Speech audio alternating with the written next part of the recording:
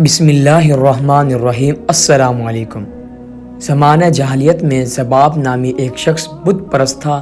اس کو شکار کا بہت شوق تھا۔ زباب کے بت کا نام کراس تھا۔ ایک بکرا کرز کے نام پر ذبح کر کے اس کا خون بت پر چڑھایا اور 10 بستہ عرض کی، آپ میں سب قدرت ہیں، اپنی عنایت سے مجھے کوئی شکار عنایت فرمائیے۔ بت کے اندر سے آواز آئی، جاؤ تمہارے خیمے کے پاس ایک کتا ملے گا، اسے تم پال لو، وہ تمہارے لیے شکار پکڑے گا۔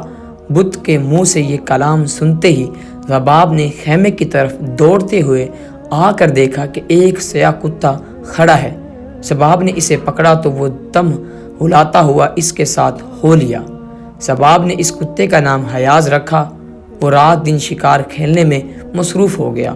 کتا جو بھی جانور شکار کرتا، پھر وہ زباب بت کے سامنے لا کر ذبح کرتے اور خون بت پر چڑھاتے اور گوشت مہمانوں کو کھلاتے اور خود بھی کھاتے۔ تھوڑے ہی عرصے میں اس کتے نے زباب کو مالا مال کر دیا۔ دور دور سے مہمان آتے اور بت کے ذبیحے کو خوشی سے کھاتے، یہاں تک کہ حضور صلی اللہ علیہ وآلہ وسلم مبعوث ہوئے۔ جب اس کے مکان پر ہر روز مہمان آتے تھے تو ایک دن حسب معمول ایک شخص آیا اور کہا کہ میں آج نبی کریم صلی اللہ علیہ وآلہ وسلم سے قرآن سن کر آیا ہوں۔ جب اس مہمان نے سید المرسلین صلی اللہ علیہ وآلہ وسلم کی کچھ باتیں کی تو خلافت عادت وہ کتا بھی کان لگا کر باتیں سننے لگا۔ جب وہ شخص باتوں سے فارغ ہوا تو زباب کتے کو جنگل میں شکار کے لیے لے گیا۔ ہرن، نیل گائیں، متعدد جانوروں پر چھوڑا، لیکن کتے نے کسی کو نہ پکڑا بلکہ جانوروں کو پکڑ پکڑ کر چھوڑ دیا۔ زباب نے کہا، آج کتے کو کیا ہوا؟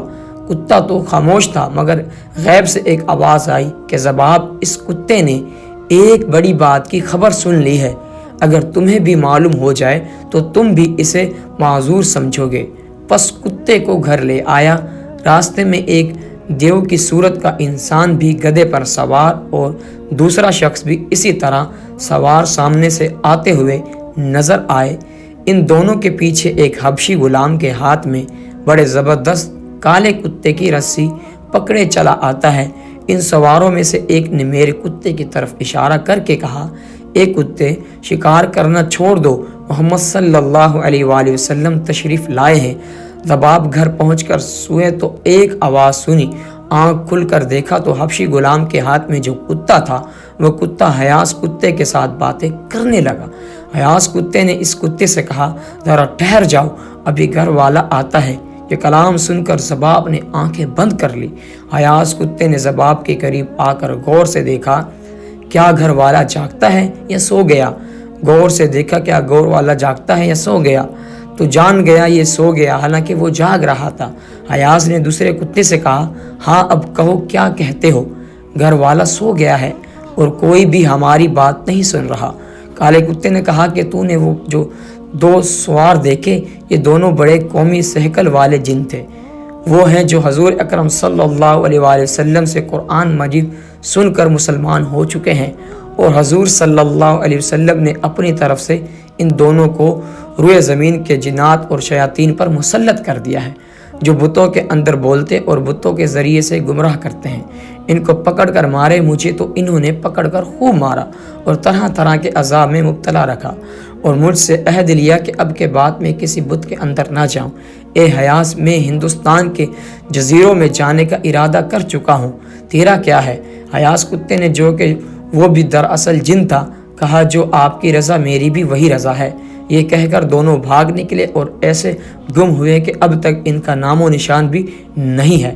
صبح کو زباب نے یہ سارا واقعہ اپنی قوم سے بیان کر کے کہا، میں تو مکہ معظمہ جا کر مسلمان ہوتا ہوں۔ قوم سے کہہ کر اور تو کچھ نہ کیا، لیکن علیحدہ ہو کر بت کو ٹکڑے ٹکڑے کر کے پھینک دیا اور سرو کونین صلی اللہ علیہ وسلم کے بارگاہ میں حاضر ہوا۔